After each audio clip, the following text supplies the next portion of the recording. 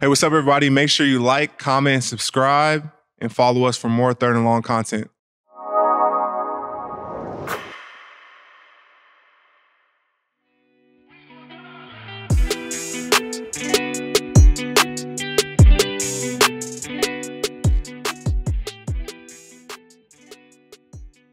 Yo, what's good, everybody? This is Arik Armstead. Welcome to another episode of Third and Long.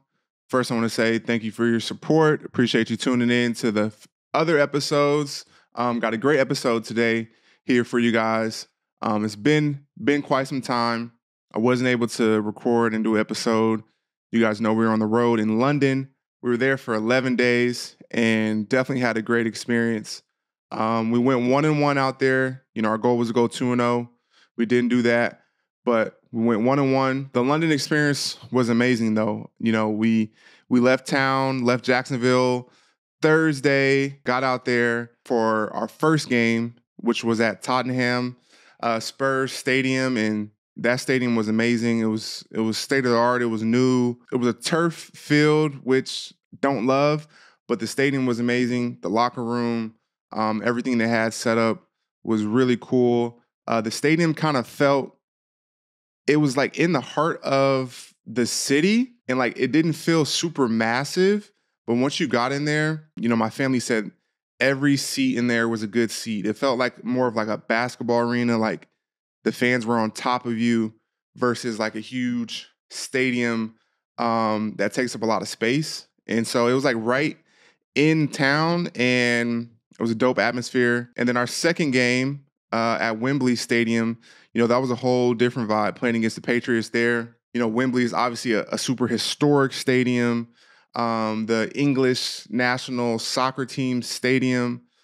So there's been huge contests and history made, sporting events at Wembley Stadium, probably the country's, you know, most famous stadium. And, you know, that was a whole different experience. It was, you know, like you're going into a historic place, and also like the whole vibe of the game was a little different. It was a home game for us. There was definitely a lot of Jags fans, but there was also just like NFL peer fans, you know, that were wearing different jerseys, you know, different uniforms, you know, locals there who just enjoyed the game of football and wanted to come. It was a great atmosphere all in all, though. But the trip in general definitely was difficult, you know, adjusting to the time change, I would say. You know, London is 5 hours ahead of East Coast time, so in 8 hours ahead of the West Coast. So, you know, we got over there. We were definitely jet lagged. I'm going to do some vlogs of our experience on my social media, so you guys should definitely check those out. But just telling you about it, like we got in and the team told us, you know, the best way to prepare for that game was to sleep on the plane. And when we got in Friday morning, we left Thursday night, got in Friday morning, we started our day. So we got in and we went straight to like a warm up. As soon as we got to the hotel, and we went straight to meetings, started our day, had practice, just to try to get your body clock on that time change. Definitely felt a lot better, you know, throughout the week, being there for 11 days and, you know, kind of acclimated to that time change. And now being back here in Jacksonville, got to reacclimate to the time change and get your body clock back on this time. But, you know, the prep was a little different. For sure, you know, especially with the first game and the travel that we had to do. But talking about the Bears game, you know, that was a tough loss for us. You know, a super disappointing and embarrassing loss for us.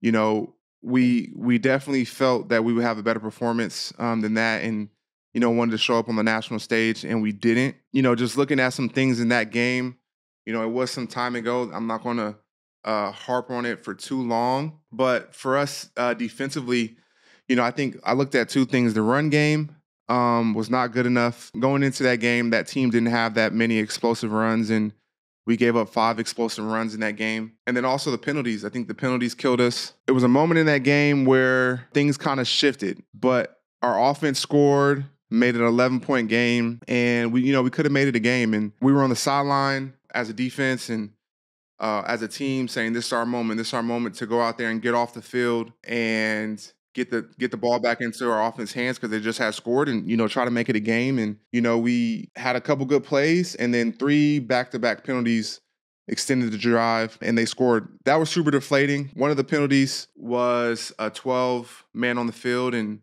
I'm a part of that substitution group going out on the field and making sure that guys are getting off the field as well too. We got 12 on the field, and that was a big moment. That definitely hurt us. That was something that we talked about.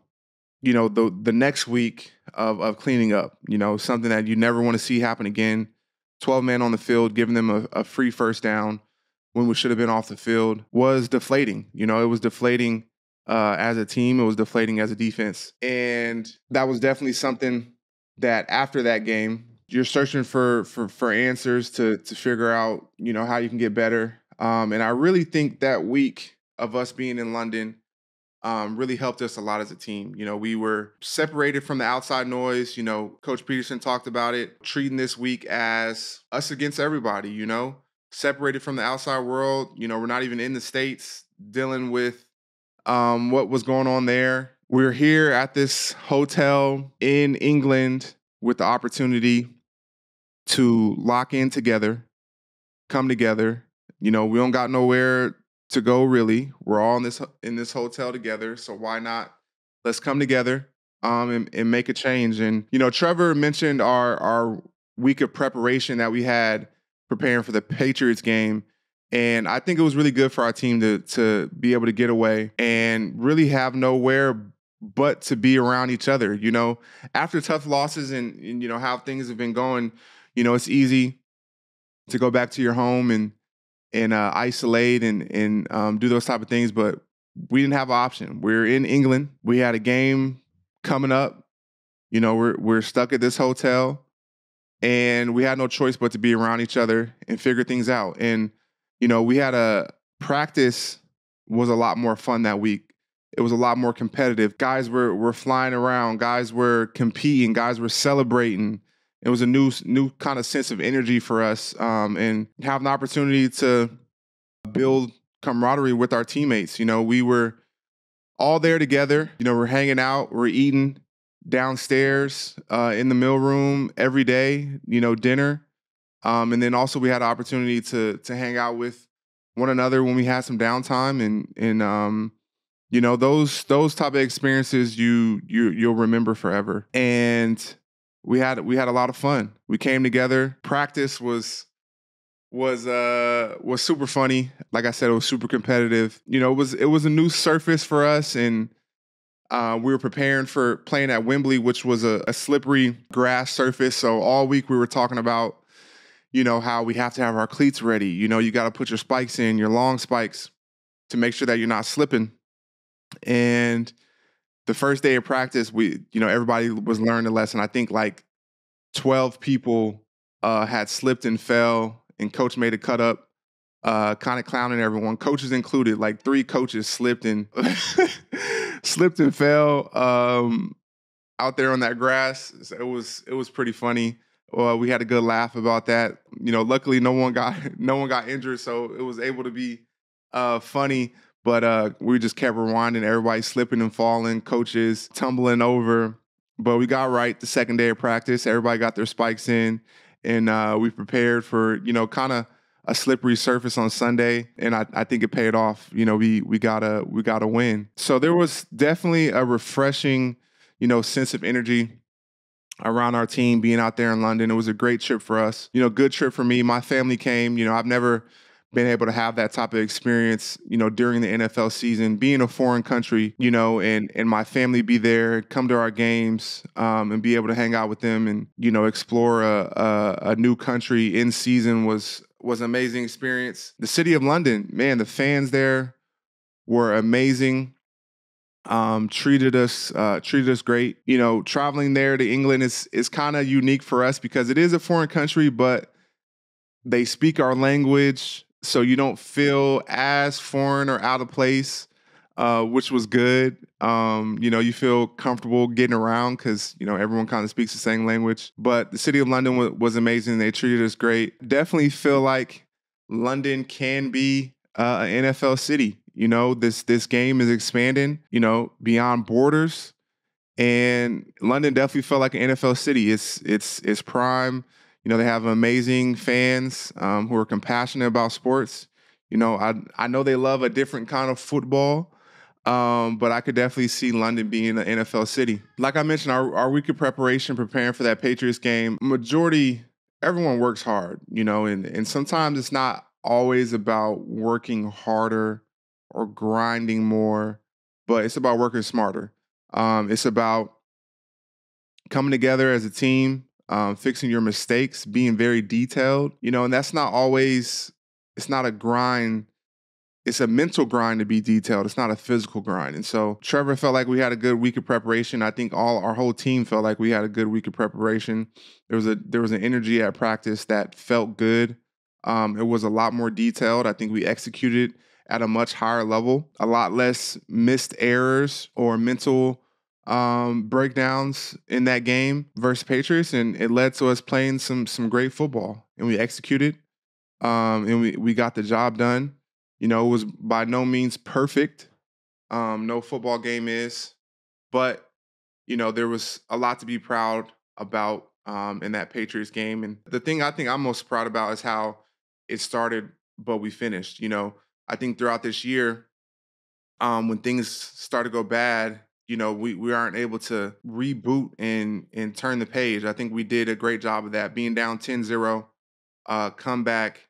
The play of the game, Parker Washington, completely changed the game with a 96-yard return for a touchdown. Man, I didn't even realize it was 96 yards.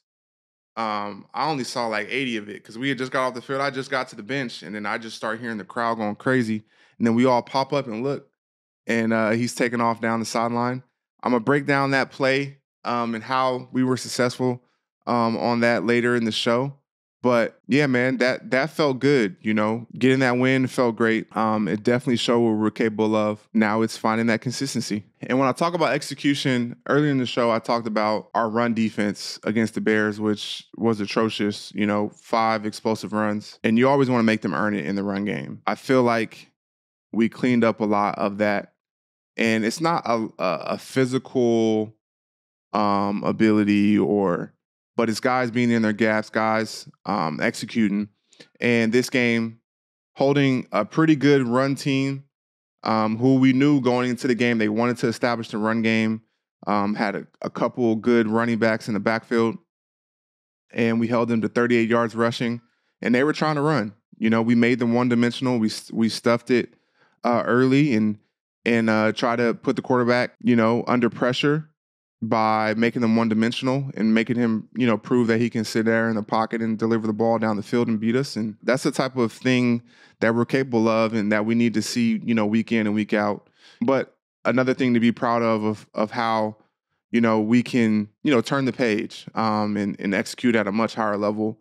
And the results show once you're able to do that. In this Patriots game, it didn't start off our way. They went down and scored on our defense, and their defense stopped our offense, and they built a lead. It wasn't looking great at the beginning, being down 10-0 in the first quarter, but you're never out of it. That's where we have to get to as a team is seeing that, 10 points, who cares? Like, keep going, and that's what we did in this game. So we go down 10-0, and what's the feeling on the sideline? The feeling on the sideline is, man, we need to wake up. We need to execute, get them off the field, get the ball back in our offense hands, and they need to, get going. Also, too, in those moments, playing complementary football.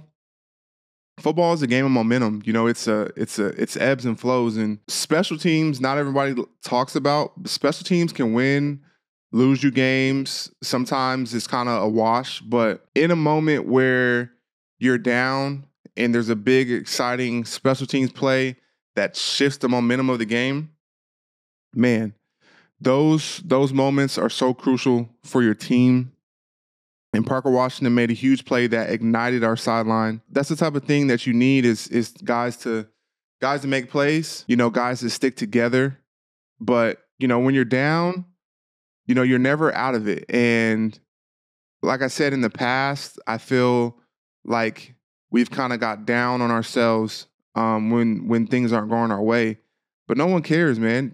Next play, go make a play, change the game. Everything you want is right there. You got to go take it. They're not just going to come lay down and, give you the game. And so, those moments are opportunities for guys to step up and make plays. And Parker did, and he ignited our team. And we never looked back from there. We got things going. Trevor made plays, huge bomb to Brian Thomas. And, in that moment, I turned over and I'm like, man, this rookie kid, Brian is amazing, man. He makes plays week in and week out. He's top 5 in receiving yards in the NFL as a rookie. And his ability to track the football on deep balls is crazy. His coordination and that connection that him and Trevor have is continuing to get built before our eyes, and it's already amazing. And I can't wait to see how much they grow, together. But they have a special connection, and those plays offensively, those big bombs are, man, they get us the defense going, man. They just like, man, we got to go get a stop so we can get the ball back in their hands. And also, too, Tank Bigsby, 2 tugs, 118 yards rushing. It was a big part of that game where we as a defense were on the sideline like, dang, we ain't played much at all. Like, we felt like, especially in that third quarter, like the offense had the ball the entire quarter. And that is exactly what you need. Offense protecting the football, driving the football, time of possession. Defense, we're just resting, ready to go. But putting that pressure on that offense to do that, and then that pressure that puts on the defense, man, it's that's how you win games. Controlling that clock, putting pressure on that defense, and then us going out there and getting stops and then giving the ball right back to them. And those guys are already tired, and you keep running it down their throat. That's what I saw out of our offense, and that's how it's supposed to be. That's what it's supposed to look like. And I've been a part of these games where our offense is just time of possession, and that's really what it takes to win football games. As a defender, sometimes you could be like, I'm getting cold, I want to be out there, but it's all about winning, man. It's all about what we need to do and what it takes to win. And the less snaps you play as a defense, you're going to win games. If the offense is controlling the clock, running the football, time possession, and your defense barely plays, you're going to win games. You're going to have a great defense because you're not going to be out there. If you're not out there, teams can't put yards and points up on you. So that's how it works. That's how it goes hand in hand. And that's what we need more of, playing that complementary football. So during that third quarter, when we're watching the offense just dominate, running the ball, me and Trayvon look at each other like, dang, man, I gotta stand up. I'm getting cold because we're not out there. I'm like, we're talking and we're like, hey, shoot, we might not be out there the rest of this quarter. And then next thing you know, it's the fourth quarter. And I'm like, dang, there might only be 1 or 2 more series in this game. The way our offense was moving the ball. And, so when that's happening, you gotta remind each other to stay warm, stay locked in, get up, move around. And, I got up and started watching our offense go to work. And, I had a front row seat to that, and they did some amazing things out there. Throughout the game, we felt like we were controlling the game. 2-score lead late in the fourth quarter. The game is in control, and that's when we talk about is choking the team out and not letting them get any life. And we didn't do the best job of that. They put a drive together, went down and scored. Luckily, they didn't get the 2-point conversion to make it a 1-score game, but just the sense of urgency and the mentality late in game to choke them out, I feel like we can improve upon. And like I said, when for us defensively, when the offense is moving the ball like that, we got to get used to that. We got to expect that, and we got to expect to stay ready and go out there and get 3 and out so we can get the ball right back to them. 2-score lead late in the fourth quarter. the game is by no means over. It actually, puts a little more pressure on you as a defense and a defensive line because this is going to be it's where you want to be in passing situations, knowing they have to pass every play, like because we get to go out there and eat. But also puts pressure on the defense because this is going to be a more of an up tempo, no huddle pass attack, and you got to get them off the field. But that's what we live for. That's why we're in the positions that we are in, and that's where you want to be. Opportunity for your defense to end the game and really put them away. But in those situations, we have to be better and get off the field. But I definitely prefer being in those situations. This game for me specifically, I felt like I was able to get in a rhythm as a pass rusher, being inside, being in there, having multiple opportunities to rush against my guy. Where now I can set up moves, I can try different things. It's not just one opportunity. This was like the first game I felt like I was able to get in rhythm as a pass rusher, and I had multiple opportunities to put multiple moves down on the guy I was rushing against and get a feel. So I felt good, I felt great being in that situation and being able to, put pressure on the quarterback and have a lot of opportunities to do it is all you can ask for. It's a new league. There's been a lot of conversation of how the league has kind of shifted to, these quarterbacks don't have, the time to develop. Like it's you get drafted and you got to go out there and perform right away. Played two rookie quarterbacks back-to-back weeks, Caleb Williams and Drake May. Definitely was impressed by both of them, really. Caleb, definitely impressed by him being a rookie, being poised in the pocket, making plays with his feet. I think the Bears definitely got a good one with him. He's super talented, can make every throw, and also too, you know, can be more of a distributor. Really poised in the pocket. He made a number of plays on us, sitting in the pocket, escaping, pursuit to either go down the field or, use his legs and run. I think he showed that throughout the game. He had a huge scramble on us, and also he scrambled to find 85 Cole Kmet on a touchdown. So I think he just showed his versatility. A lot of times guys scramble, only to run or only to scramble just to throw, but he's a guy who can, scramble, and he's scrambling looking down the field, or he's scrambling to get yards. And Drake May, I think, the Patriots have a good quarterback there as well, too. That was only his second game playing, was versus us. And so obviously there's, a little bit of a learning curve, but I think he showed his skill set. I think, he showed what he's capable of out there.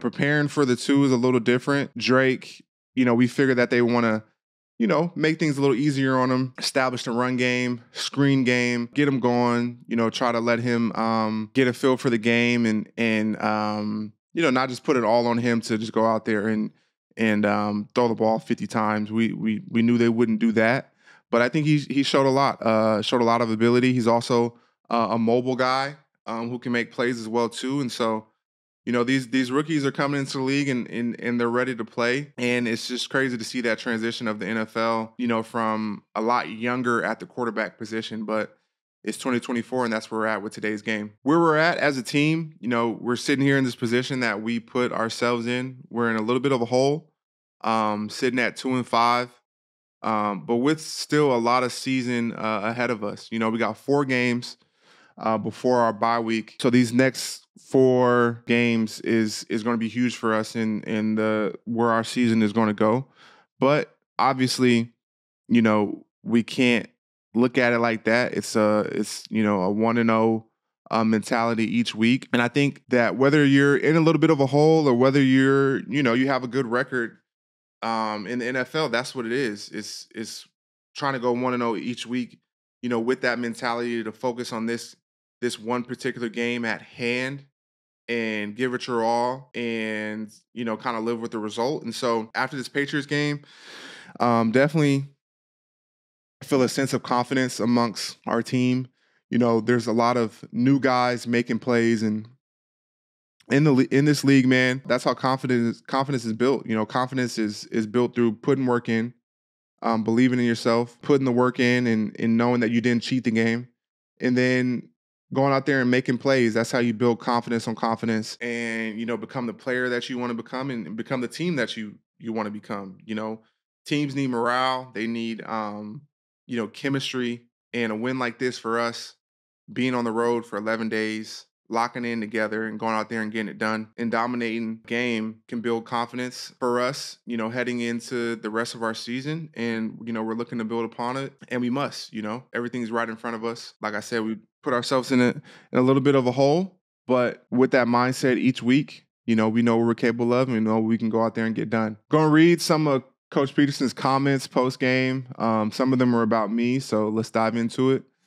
He said that he counts on me to teach Josh and Trayvon and Miles on what it takes to be a pro. When I hear that, I take that with a great responsibility. This is my 10th year in the NFL. I feel like I learned a lot. And what it means to be a pro can mean various things, for different people. But for me, what that means is your dedication to your craft, your dedication to this game at hand, and realizing that no one truly does this on their own. It takes a lot of support, a lot of being poured into, a lot of being put in right situations, a lot of, having someone there to support you and build you up, even though you might be going through adversity, or having someone there to teach you and show you something. And so I feel that I've always taken that responsibility once I became, more of a veteran in this league. And, I had guys who showed me the way. As a rookie, I felt like I had some really good vets: Tony Gerard, Eddie, and Glenn Dorsey, and Ian Williams, and Quentin Dial, and Mike Purcell, and other guys as well, too, who just showed me the right way to do things, the right way to approach the game, the right way to, study. And I had guys who didn't hate on me. They supported me and believed in me. And, even when times I didn't feel like I was, being my best, they saw something in me that inspired me. And I'll never forget, Tony Gerard Eddie, who's like a brother to me now. And he told me that you're going to be $100 million player in the NFL, and that I have all the ability, just keep working, keep grinding, stay the course. And someone, a peer, a teammate of yours telling you something like that they believe in you and they believe that you can reach the highest of highs in this league, it can be extremely helpful. It can be such a great feeling to have that support and belief in you, and it could drive you to do some amazing things. And so that's what I try to be, for the younger guys, man. I try to be a support system for them. I try to show them the game, teach them things that I know, and also remind them of who they are, because sometimes their view can get clouded of who they are as players and who they are as people and what they can accomplish in this league. And I'm their biggest fans. I'm happier for them, to reach success as I am for myself. I want it for them, just like I want it for myself. Or when they're going out there and balling and making plays, and as they progress in their career, man, I'm ecstatic. And being around guys who believe in one another, guys who support one another, guys who care for one another, that can be a contagious, good feeling that can lead to success. And so that's what I try to do in my way of being a pro. Coach also talked about how I played in the Patriots game. He mentioned that I've always had a lot of success on the interior, but also, they used me outside some, and that I had one of my best, pass rush games of the season thus far. Being a versatile guy, my body's shape and size, all that stuff kind of matters in football.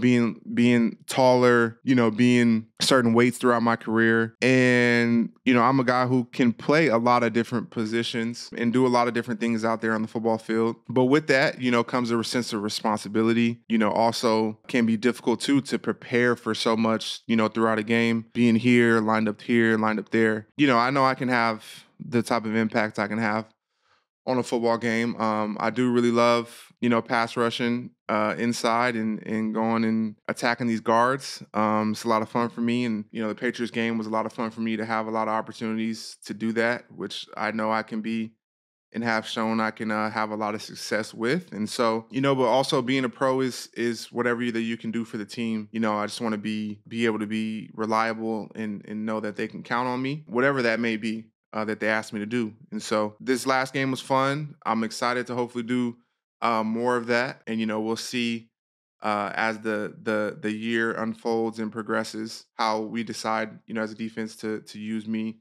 more in different ways. Previewing our next week opponent, the Green Bay Packers are coming into town. We're back in front of our fans at home. Have a very good football team coming into town. The Green Bay Packers are 5-2, have one of the best offenses in the league, top 5 in a lot of statistical categories. We have a huge challenge in our hands. Jordan Love, LaFleur, they definitely have found a right combination, and LaFleur has put Jordan Love in an offense that definitely fits his skill set. I played against the Packers last year in the playoffs, and, they had some good success against us, especially offensively. And the way that they are able to mix pass and run definitely allows them to be successful. They have a very good operation. They try to keep you on your toes. Jordan Love is getting the ball out of his hands faster than anybody in the league right now and has been very efficient. And when you're doing that, mixing quick pass game with runs, they added Josh Jacobs, who was one of the best running backs in the league in free agency. I don't know how they let them do that. They lost Aaron Jones, but Josh Jacobs is an amazing back as well, too. Powerful back, fast, one cut back, very shifty. And so when you're able to, as offense, stay two-dimensional, pass and run, stay balanced, and keep defense on their toes, that's the makings of a good offense. And so that's why it's on us to try to make them one-dimensional and limit that. It's always easier said than done. But, the pairing of Jordan Love and LaFleur, I think, has been a good combination, and they're playing at an extremely high level. Like I said, the balance that they have at offense is going to be a challenge for us. I've already started watching film and see some things that, we're going to have to do. We're going to have to be great in quick game. We're going to have to, be good with the RPOs. We're going to have to be good in the run game and not let Josh Jacobs get going. We're going to need to, stuff the run and try to get them in, third and long situations and go out there and get Jordan Love down on the ground. I think that's where the game is going to be won, but they're going to try to stay on track. They're going to try to quick game. They're going to try to not get behind the chains. They're going to try to run the football to make it third and manageable and extend drives, but we're going to have to get them out the field. In terms of beating quick game, you got to be sticky in coverage. And also, too, when they're going to get some plays, but they can't get yak. You got to eliminate all yak in quick game. Keep them in front of you.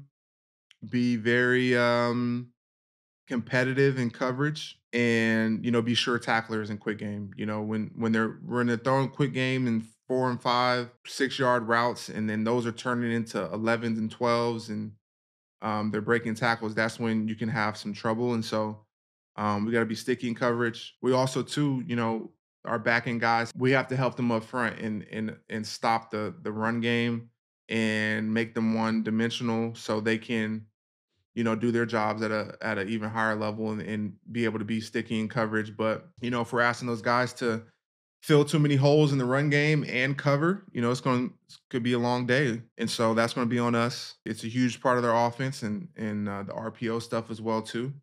And, so we're gonna have to stop and run with a light box, so we can stop some of what they're trying to do in the pass game as well. Shifting to some around the league news, my producer just sent this over to me. I guess I was included in this. This is from Adam Scheffner talking about the 49ers, my former team. The defense is not performing at the same level that it was in recent years. They lost Arik Armstead, Javon Kinlaw. They haven't gotten the same production. When you speak to other teams around the league, it feels like there's something missing from the 49ers defensive line. It's not the same defensive line. Listen, my take on that is they have some amazing players. A lot of my friends are still over there. They have amazing coaches. Chris Kasarik is, I've said this before, the best coach that I've played for. And I've been a part of a lot of different situations. And the thing that I see is that they just have been riddled with injuries. And it sucks to see, a lot of my friends getting injured. You never want to see that. Javon getting hurt was a big blow to their team. I know he's one of the best defensive tackles in the NFL, has been for a long time. Injuries all across the board, man. It really sucks to see that happen to to your friends, but I think they're just fine. I think that obviously a lot of expectations for them, and where they've been the last few years, and so that comes with that. But they're always a scary team. I think Bosa's playing at an extremely high level still. My homie, I think they'll just be just fine. I think the injuries have definitely stacked up over there, and that sucks to see. But they're going to be a dangerous team, and I don't think a lot of teams, especially in the NFC, they're still going to be a threat. And so, hoping that they get healthy and that they can do better. But injuries, man, injuries suck. It's a part of this business. It's part of what we sign up for, but they definitely suck and hate to see. Especially my friends, getting injured. And I think that's the only thing, really going on, really over there. So something else funny that I saw on social media, kind of cool, Justin Jefferson and Anthony Edwards doing their Minnesota marketing campaign. They had a lot of conversations about NFL versus NBA. Has been a topic of conversation for quite some time. Anthony Edwards said that if he lifted weights, he would be like Derrick Henry, which is hilarious. But Anthony Edwards is an amazing athlete, and he did play football growing up. I've seen some of his highlights. He was nice. Also, too, I got asked when I was in London by a reporter there, if I had to choose one non-football player to add to our team to play with us, who would it be? And my answer then in the moment was LeBron James. I just think, that would be dope to have LeBron on the squad, put him at tight end, maybe a little receiver, get him in the red zone, throw some jump balls, having him as a teammate, be able to learn from him, about other things as well too, not just football. I think he would add a lot to our team. That was my answer in the moment, but there's definitely some talented dudes out there. Who is one person that I would want to add on defense? I think Zion Williamson would be nice, add him to our defense. He could play a little end, maybe rush inside as well too. Get another pass rusher out there. Zion Williamson, I think, is a guy who could help our football team out too. Appreciate you tuning in to another episode of Third and Long. Thank you for your support. Don't forget to hit the like, comment, subscribe button. And man, comment whatever you guys are thinking, man. Different things that you guys want me to discuss or talk about. Let me know down in the comments, and I'll check you out on another episode of Third and Long.